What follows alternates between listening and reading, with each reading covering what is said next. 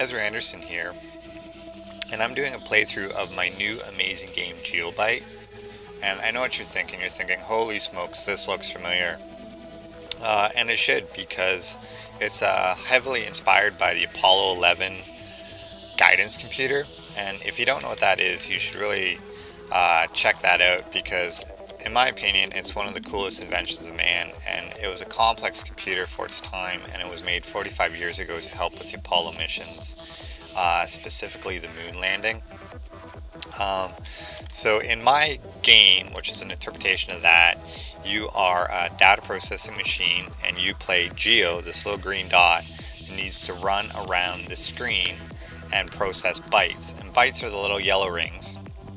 Now, once you've processed all the bytes for the level, you'll try to access the next level by getting the last byte, which is in the center of the screen.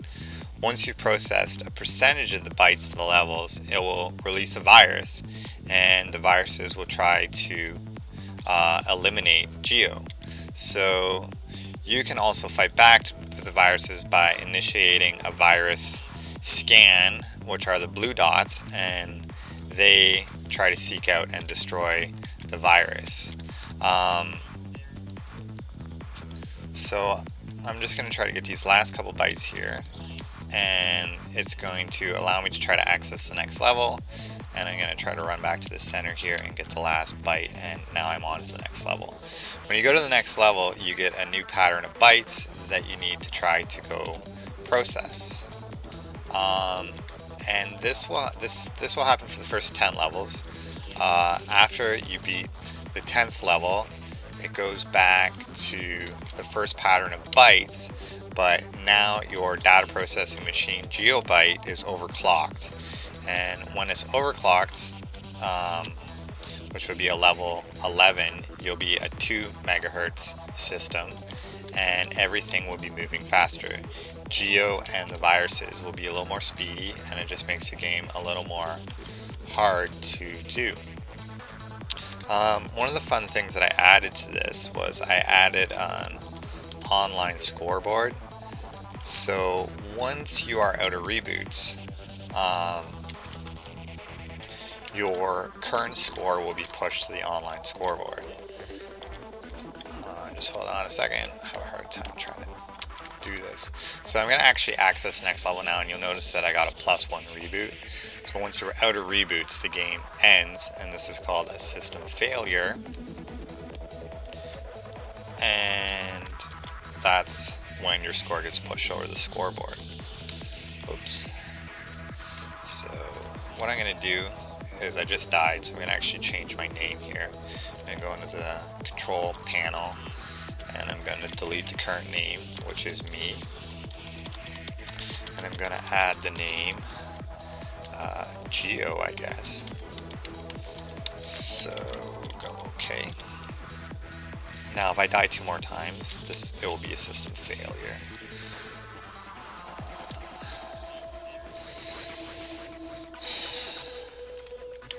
I guess 3 more times, because you actually have 1 reboot, then no reboots. Okay, so I just died.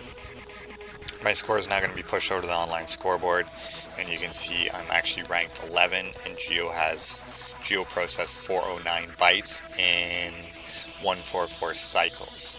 So the reason there are cycles listed here is because if 2 people have the same score, the person with the least amount of cycles, which means they did it faster than the other person, will be ranked higher in the scoreboard.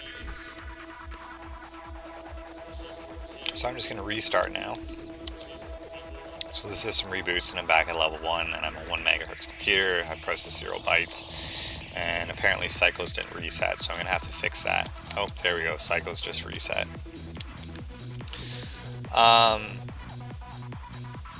So one of the reasons I actually made this game is because I'm working on a bigger game, and I had some theories behind what I wanted to do in it.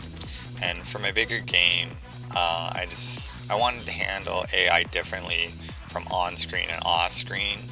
So for off-screen, I just want them to move in a grid. So if you're looking at the AI in this, it's very grid based. All the walls are blocked and all the paths are open. So the AI can move on the path but not through a wall.